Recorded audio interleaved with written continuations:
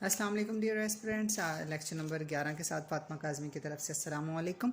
आज हम important concepts of migration पढ़ेंगे। एक्चुअली अगला जो टॉपिक है, अगला जो लेक्चर है वो माइग्रेशन के बारे में है, रूरल अर्बन माइग्रेशन। और इससे पहले ज़रूरी है कि आपको माइग्रेशन के बहुत सारे जो पॉइंट्स हैं वो लाजमी तौर पे पता होने चाहिए, कॉन्सेप्ट्स लाजमी तौर पे पता होने चाहिए। ठीक है, इसमें हम सबसे पहला जो कॉन्सेप्ट है वो है इंटरनल माइग्रेशन। इंटरनल माइग्रेशन क्या होता है?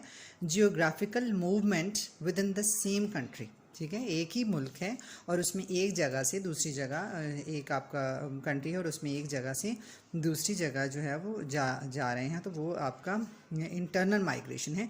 एक ही जगह में, जैसे आप गांव से उठ के शहर में चले जाते हैं, शहर से उठ के गांव में आ जाते हैं, तो वो आपके पास इंटरनल माइग्रेशन आ जाती है। उसके बाद है जी इंटरनेशनल माइग्रेशन। आपके पास दो कंट्रीज़ हैं और एक कंट्री से दूसरी कंट्री तक आप जाते हैं, geographical movement to some other country, तो आप इंटरनेशनल माइग्रेशन आ जाती है। उसके बाद ये देखिए, आई से IMMIGRATI immigration, geographical movement into a new country. किसी नई कंट्री में आप जाते हैं तो इमिग्रेशन होगी। और immigrant migrant who moves to some other country, वो पर्सन जो कि किसी नए मुल्क में जा रहा है, इमिग्रेशन कर रहा है, वो इमिग्रेंट कहलाएगा। उसके बाद अब देखें, ई से है इमिग्रेशन। ठीक है, अब इमिग्रेशन क्या है? Geographical movement out of home country. पहले जो था वो बेशक आप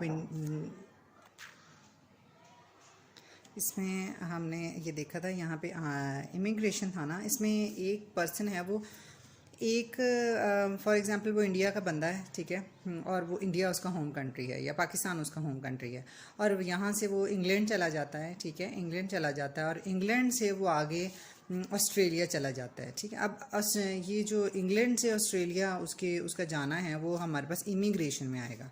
ठीक है, लेकिन जब हम यहाँ पे इमिग्रेशन ई से उसकी बात करेंगे तो वो उसका होम कंट्री, अपने होम कंट्री से जब वो इंग्लैंड में गया था तो यहाँ पे उसकी होम कंट्री से जियोग्राफिकल मूवमेंट थी, तो वो इमिग्रेशन होगा, geographical movement out of home country. इसी तरह इमिग्रेंट वो है a migrant who moves out of home country. उसके बाद है इन मिग्रेशन। ठीक है, उसमें है कि geographical movement into some new governmental defined area within the same country.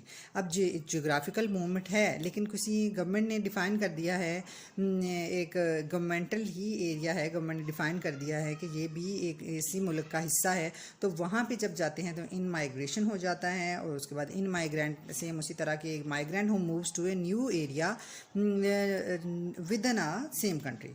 उसके बाद है आउट माइग्रेशन है, geographical movement out of governmentally defined area within the same country. एक कंट्री में एक जगह से दूसरी जगह जा रहे हैं लेकिन गवर्नमेंट ने उसको किसी तरह से डिफ़ाइन नहीं किया, गवर्नमेंट ने वो एरिया डिफ़ाइन नहीं किया, या तो गवर्नमेंट का वो एरिया ही नहीं है या डिस्प्यूटेड एरिया है, तो वो इस तरह का जो एरिया है वो आउट माइग्रेशन कहलाता है। और आउट माइग्रेंट इसी तरह के migrant who moves out of an area within the same country. उसके बाद एरिया ऑफ डेस्टिनेशन है, a geographical area where movement terminate, मतलब जो आपकी मंजिल है, अगर मंजिल तक आप पहुंच जाते हैं तो वो आपका एरिया ऑफ डेस्टिनेशन होता है, जहां पे आपका सफ़र ख़त्म हो जाता है, वो एक जियोग्राफिकल एरिया होता है। एरिया ऑफ ओरिजिन, जहां से आपने सफ़र शुरू किया है, a geographical area from where movement is initiated. उसके बाद है net migration, the net effect of in migration and out migration on a country's or area's population, वो नेट माइग्रेशन कहलाएगा। अब ये हैं मतलब हम बात करें तो इमिग्रेशन तो एक सिंपल सा वर्ड है, लेकिन देखें कि उसके 13 तो उसके कॉन्सेप्ट ही हैं जो डिफरेंट कॉन्सेप्ट हैं।